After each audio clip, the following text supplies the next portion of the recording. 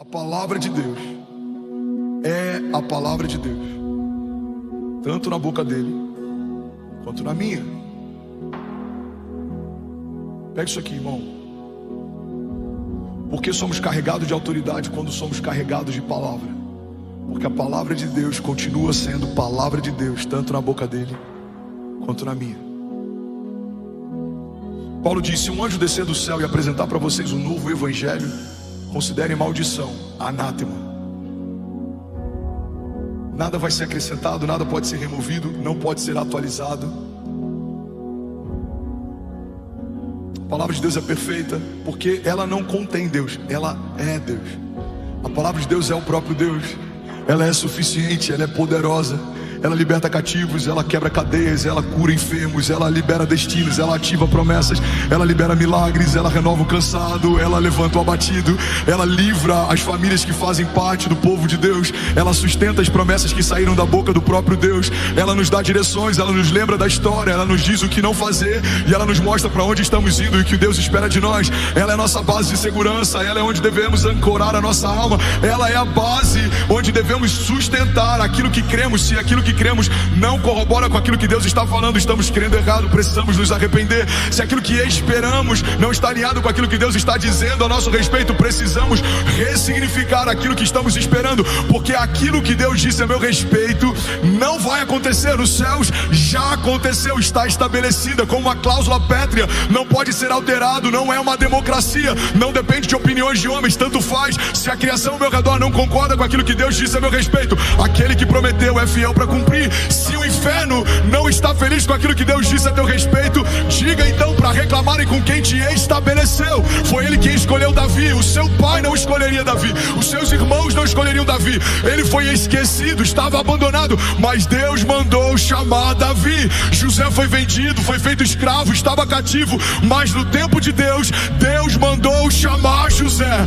Paulo era um perseguidor de igreja, matava cristãos, ele era alguém que estava fazendo algo ruim e tinha mãos sujas de sangue, mas Deus mandou chamar Saulo. Irmão, talvez você em algum momento era a pessoa mais improvável para viver promessas de Deus, carregar ações de Deus, mas a despeito do teu passado, Deus mandou chamar você. E o Deus que chamou é o Deus que sustenta, e o Deus que sustenta é o Deus que faz acontecer aquilo que Ele prometeu que aconteceria. Levante suas mãos em nome de Jesus, declare com autoridade. Diga: o Deus que me chamou me sustenta. Vamos, diga com autoridade, feche teus olhos, diga: o Deus que prometeu é fiel para cumprir. Ele não é homem para que minta, nem filho do homem para que se arrependa. Diga: e a palavra que Deus me deu, diga, é o que vai sustentar a minha alma no dia mau. Diga: mesmo que eu ande pelo vale da sombra da morte, mal nenhum eu temerei, porque tu, Senhor, estás comigo. A tua vara e o teu cajado me consolam. Vamos declarar com autoridade, diga: eu sei que o Senhor prepara uma mesa para mim na presença dos meus inimigos, e Ele me honra ungindo a minha cabeça com óleo, e o meu cálice faz transbordar. Diga: eu verei a bondade de Deus todos os dias da minha vida. Eu verei a fidelidade de Deus na minha geração e nos filhos dos meus filhos.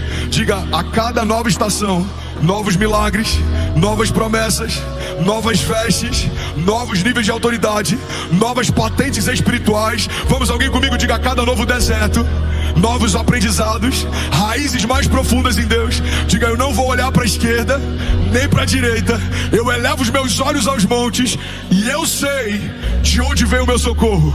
Vamos, igreja, diga: o meu socorro vem do Senhor que fez os céus e a terra. Você pode dar um brado de liberdade no seu lugar? Vamos, será que alguém pode fazer barulho? Aleluia! Aleluia! Fala comigo: a palavra de Deus é a palavra de Deus, tanto na boca dele quanto na minha. Isso não é arrogância, isso é zelo. Precisamos ter cuidado com aquilo que falamos a partir daquilo que ouvimos, porque a palavra de Deus é a palavra de Deus, tanto na boca dele quanto na minha. Ezequiel 37:4 diz assim: filho do homem, esses ossos poderão tornar a viver? Eu respondi: Ó soberano Senhor, só tu sabes. Então ele me disse. Fala comigo, então ele me disse: profetize a esses ossos e diga-lhes, ossos secos, ouçam a palavra do Senhor. Assim diz o soberano. Irmão, o versículo 4 fala só a respeito do que ouvimos e do que falamos. O profeta ouve de Deus, fala o que ouviu. Diga, filho do homem, diga a esses ossos secos. E aí o profeta se vira para um vale de ossos secos e diz: vale de ossos secos, ouçam o que diz a voz do Senhor. Por que muitas mulheres não ganham seus maridos através do testemunho? Porque ao invés de dizerem o que Deus diz a respeito deles, querem dizer o que elas sentem sobre eles. Por que muitas vezes a gente fere pessoas? Como líder, várias vezes eu preciso lidar com esse desafio, porque muitas vezes ao invés de liberarmos o destino a partir daquilo que Deus diz sobre eles, falamos aquilo que sentimos sobre eles. Por que muitas vezes a gente amaldiçoa aquilo que Deus nos confiou sem perceber?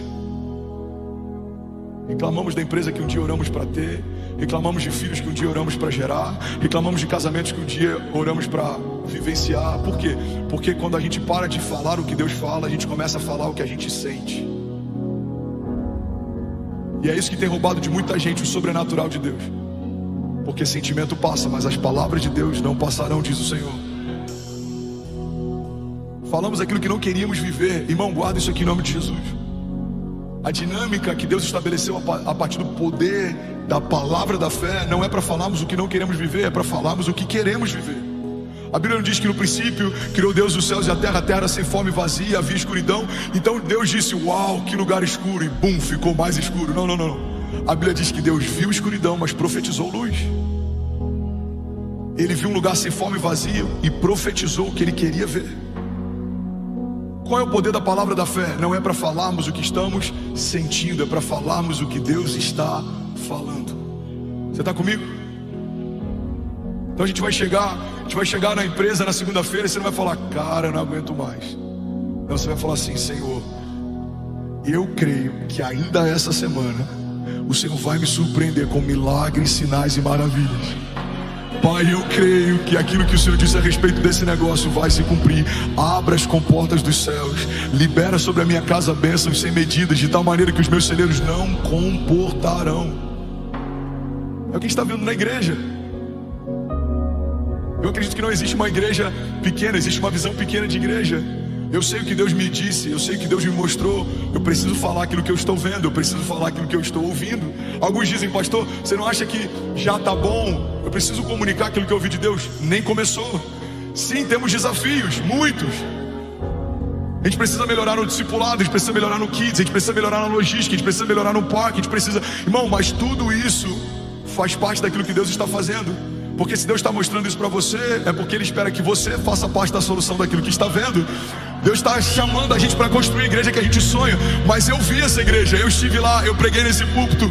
Eu sei como ela é gloriosa, ela é saudável, ela é cheia de homens e mulheres de Deus apaixonados pela palavra de Deus. Ela é cheia de caçadores de Deus, aqueles que são famintos por avivamento. Ela tem homens de Deus que são empresários grandes na nação e que entenderam que a maior riqueza é patrocinar um projeto de Deus do que acertar num novo negócio. Irmão, ela é cheia de intercessores, que alguns são anônimos, desconhecidos, mas não fazem porque são vistos, fazem porque sabem que foram chamados para fazer. Essa igreja, ela é gloriosa, ela tem uma geração de crianças que carregam uma carga profética, ela tem uma geração de jovens e adolescentes cheias da vida de Deus. Ela flui nos louvores, ela ama a palavra, ela flui nos dons, ela crê em milagres, ela não se contenta com aquilo que viveu na estação passada, ela sabe, o Deus que fez no passado vai fazer de novo. Ela sabe que existe mais, ela quer mais. Eu já estive lá, eu já preguei lá, eu congreguei lá, irmão. O lugar que Deus está nos chamando é maior e mais glorioso e mais poderoso e mais incrível e mais saudável e mais denso e mais vivo do que tudo que já vivemos, pedimos, pensamos. Então eu não posso falar da igreja de hoje a partir do que eu sinto, eu preciso falar da igreja de hoje a partir do que eu ouvi. Você está comigo? Precisamos profetizar o futuro. Precisamos trazer à existência as coisas que não são como se já fossem. Precisamos tratar as coisas que não são como se já fossem. É a prova das coisas que não se veem. Uma firme convicção. Eu lembro quando questionaram a importância da homologação de um L ponto, e eu falei, a gente vai precisar ter mais de um. Já chegamos nesse lugar. E nem começou. Eu lembro quando a gente pegou um prédio do Kids e a gente falou, cara, tem que ser o prédio inteiro pro Kids. Pastor, não precisa de tanto. Um andar inteiro não dá mais vazão. Já começou. Vamos, alguém comigo aqui? E eu quero que você pegue isso para a sua vida prática, para a tua família, para o teu casamento, para a tua história, para a tua jornada. Para de falar o que você sente. Fale aquilo que Deus está falando. Os nossos sentimentos são momentâneos. Se fôssemos ouvir Daniel no dia mau, talvez ele diria algo diferente do que ele disse no dia do livramento, da restauração. Se fôssemos ouvir alguns dos heróis da fé no dia do deserto, talvez o que eles diriam é diferente do que eles disseram no dia seguinte. Irmão, a palavra de Deus diz, o nosso choro pode durar uma noite, mas certamente a alegria vem pela manhã. Você concorda que as nossas falas no dia do nosso choro são diferentes da nossa fala no dia do nosso milagre? Então fale como alguém que vive milagre, mesmo enquanto o milagre ainda não está acontecendo. Caminhe como tal, se porte como tal. A Bíblia diz, Filho do homem, esses ossos poderão tornar a viver? E eu respondi, ó soberano Senhor, só tu sabes. Então ele me disse, profetize a esses ossos e diga-lhes, ossos secos, ouçam a palavra do Senhor.